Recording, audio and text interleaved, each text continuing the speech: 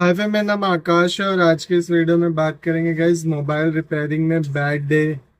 देखो, किसी भी काम में ना गाइज बैड डे जरूर आता है। जैसे एक बंदे का ये वीडियो बनाने का मकसद यूं यूं आया मेरे मन में, क्योंकि एक बंदे ने ना कमेंट किया कि आकाश भाई सबकी लाइफ में डाउनफॉल आता है और आपकी भी लाइफ में शायद डाउनफॉल हो। तो देखो, मैं एक चीज क्लियर कर दूं गाइज, क्योंकि वीडियो मैं इसलिए बनाता हूँ कि हॉबी है, बाकी लाइफ तो चल रही है, ऐसा कुछ प्रॉब्लम नहीं है मेरी लाइफ में, ठीक है। और जनरली मैं उतना रिपेयरिंग पे आप जो है वो कॉन्सेंट्रेट करता भी नहीं हूँ, क्योंकि मेरे को ऐसा लगता है कि रिपेयरिंग में उतना टाइम डालने से अच्छा किसी और चीज में डालूंगा तो ज्यादा बेनिफिट होगा, क्योंकि मेरे पास एक ऑप्शंस है, एक क्या दो तीन ऑप्शंस है।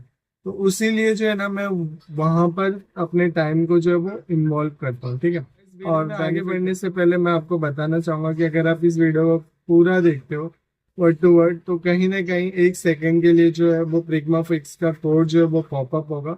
उस कोड को यूज करके जो है ना, जो भी फर्स्ट व्यूअर इस वीडियो को देखेगा वो उस कोड को जो है वो एक्टिवेट कर सकता है। तो वीडियो को पूरा जरूर देखना, काफी इंफॉर्मेशन टॉपिक होगा। बात करते हैं टॉपिक की, तो टॉपिक ये है ना गाइस, किसी भी दिन आपका बैड डे हो सकता है। जैसे कि आज मेरे पास आया था ये iPhone 13 रिपेयर करने के लिए, ठीक है। अब इसमें जो है ना, डिस्प्लेस का अगर आप देखोगे तो कॉर्नर से जो है ना, डिस्प्लेस का यहाँ से मैंने ओपन किया था तो ब्रेक हो गया, ठीक है।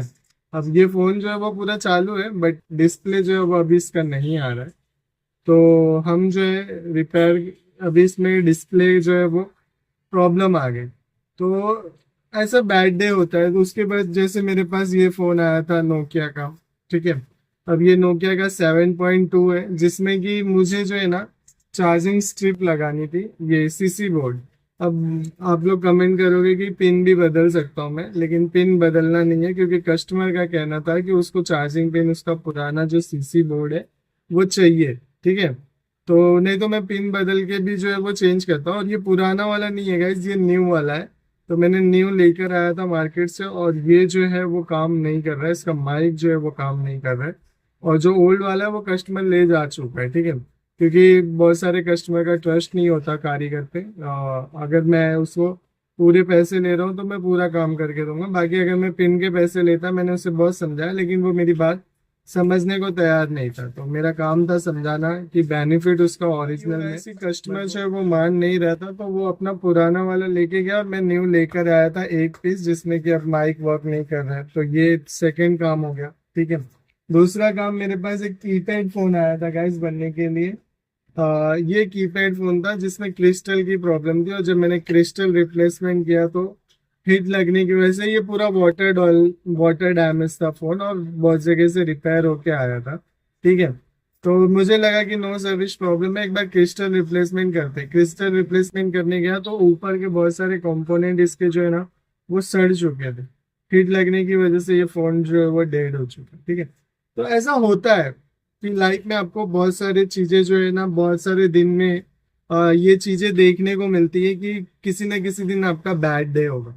तो उस दिन से आपको निकलना कैसे? देखो, मेरा बैड डे होता है ना, तो मेरे पास काम की कोई कमी नहीं है। देखो, बहुत सारे फोन है यहाँ पे, अगर मैं आपको दिखाऊं तो ये सारे फोन मेरे को किसी न किसी रीजन से जो है वो रिपेयर ही करने। दो तीन यहाँ पे भी पड़े हुए हैं, ठीक है। काम की कोई कमी नहीं है, काम मेरे पास बहुत होता है।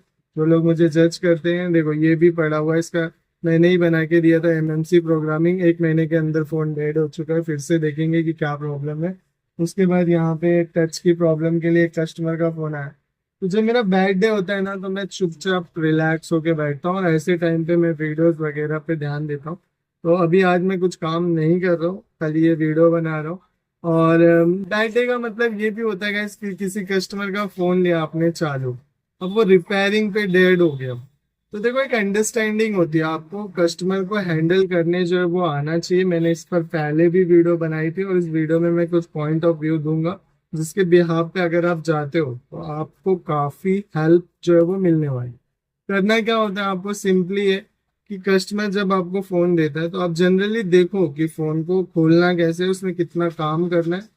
अब ये चीजें होगी कैसे आपके एक्सपीरियंस में। मान लो मेरे पास आता है आज की डेट में सैमसंग J1 का फोन, ठीक है। अब J1 का फोन अगर मैंने पहले रिपेयर किया है, तो मैं ये समझ सकता हूँ कि उसमें प्रॉब्लम क्या होता है। J1 J2 J7, J7 J2 तो ठीक है, J1 की बात करें, J1S की, ठीक है। तो उसमें क्या होता है कि थोड़ा सा एक्सपीरियंस लगता है, आपको लिक्विड डालना पड़ता है बार बार, फेविकॉन डालो या कोई भी लिक्विड डालो, ठीक है। तो उससे कट करो, या सैमसंग A50 वगैरह में भी होता है, लेकिन वो खैर ग्लास के टाइम पे। तो ऐसे एमुलेट डिस्प्ले लगे होते हैं जिनमें, तो उसमें रिस्क लेने के पहले कस्टमर को बोल दो, क्योंकि आपको एक अंदाजा है अपने काम का और कस्टमर के फोन पे कितना काम करके वो काम होगा, वो रिस्क का, ठीक है। तो वो कस्टमर को आपको बताना है कि भाई इतना इतना होगा, अगर ऐसा ऐसा हुआ तो उसकी रिस्पॉन्सिबिलिटी आपकी है। अगर कस्टमर लेता है तो ठीक है, नहीं तो वो किसी दूसरी शॉप पे जाएगा तो उसकी अपनी मर्जी। लेकिन अगर वो काम करते वक्त नुकसान होता है तो वो कहीं ना कहीं आपके ऊपर आ जाएगा, ठीक है। तो वो आपको ध्यान देना है। जैसे MNC प्रोग्रामिंग बैड हेल्थ में अगर आप कस्टमर को ये बोलते हो भाई आपका फोन एक दिन, एक महीना, एक हफ्ता या एक साल चले, वो हम बना के देंगे, बाकी आपकी मर्जी। नहीं तो मान लो आपने बनाया, 1000 रुपए लिए और 2 दिन में फोन डेड हो गया। जैसे मेरे पास वो Realme C2 आया है, 2 महीने 1.5 महीने चला है, लेकिन मैंने कस्टमर को बोला था। अब बैड हेल्थ MNC चेंज करने का प्रोसीजर है, लेकिन वो सब चीजें देखो बहुत झंझट हो जाती है, तो उस एक फोन के लिए इतनी झंझट करना मेरे को तो बिल्कुल सही नहीं लगता। बाकी आप बस कहने का मतलब ये है ना कि बैड डे कभी भी आ सकता है, तो आप अपनी साइड से कितना कस्टमर को क्लेरिफाई कर रहे हो ये आपके अपने हाथ में। कभी होगा क्या कि मान लो 500 रुपए के आपने जो है वो ग्लास चेंज करने के लिए ले लिया, अब 1000 रुपए का डिस्प्ले। तो अगर आप अपने काम को जानते हो और रिक्स अपने ऊपर लिए तो फिर वेल कोई प्रॉब्लम नहीं। बट अगर मान लो डिस्प्ले टूट जाता है और वो डिस्प्ले 1200-1400 रुपए का है, वैसे तो खैर आज की डेट में उतना महंगा बचा नहीं है, लेकिन रेयर केसेस में है सम डिस्प्ले में। तो अगर वैसा कुछ हो जाता है तो ये आपको मार्केट के डिस्प्ले का प्राइस, फिर आप जो दे रहे हो वो प्राइस में कुछ अंडरस्टैंडिंग होनी चाहिए, आपकी समझ होनी चाहिए। अगर उतना होता है तो चलो बैड डे है, निकल गया। लेकिन अगर मान लो कस्टमर ने वहां पे आपको प्रेशर दे दिया और फिर बोला नहीं भाई मेरे को बना के चाहिए, मेरा फोन जैसा था वैसा चाहिए, तो ये आपको उसको समझाना पड़ेगा। पहले ही समझाओ या बाद में समझाओ, लेकिन अगर आप अपने बैड डे से निकलते हो तो अच्छी बात है, क्योंकि ये सब चीजें होती है मोबाइल रिपेयरिंग में। अगर जैसे मैं हमेशा कहता हूँ कि मोबाइल रिपेयरिंग एक जुए के बराबर ही है, आप समझो।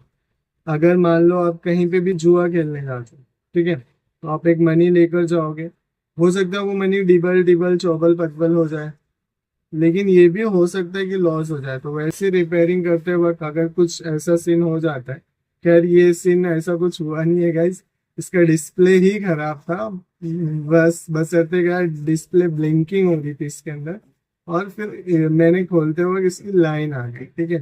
तो ये प्रॉब्लम, बट मेरी आदत है कि जब मैं फोन को खोलता हूँ, जैसे फर्स्ट टाइम ओपन हो रहा था ये फोन, तो मैं इस तरीके से खोलता हूँ कि हाँ कभी एक्टिव फोन मतलब चालू फोन में कुछ प्रॉब्लम आए तो हम एक सेफली मेथड को समझ सके और उसके बिहाफ पे खोल सके। इसका प्रिपरेशंस जो है वो मैंने ऑलरेडी अपने चैनल पे डाला था, जिसमें मैंने बताया था कि हाँ भाई मैं ऐसे ऐसे अपने आप को प्रिपेयर करता हूँ, ठीक है।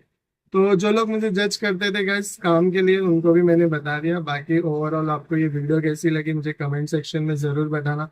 आपका बैड डे कैसे आप निकले, कोई स्टोरी होगी अच्छी, अगर आपको लगता है कि मेरे पास टाइम है और उसे लिखना चाहिए, आकाश भाई को बताना चाहिए, तो नीचे कमेंट सेक्शन में जरूर बताना। मैं मिलता हूँ आपको किसी नए वीडियो में नए टॉपिक के साथ। तब तक के लिए थैंक यू वेरी मच।